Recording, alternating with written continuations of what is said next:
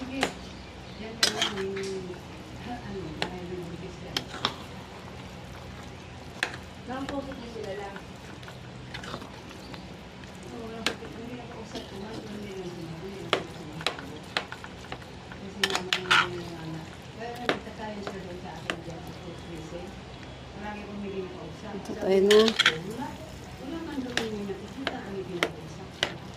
Sino bang ginag-usap? Ano ba ay? Ako na nagtanong ako. Sabi nila, Sino ako? Sino? Yung sa kayo gusto ko. Yung sa wala niya ko pinag-usap. Ito gusto ko nang pagkakausap nila. Kaya lang nga ako ko sabi na wala sino yung pinag-usap. Wala naman doon yung nakikita. Ito yung makikita. Hindi mo na nalalaman. Kung pinigyan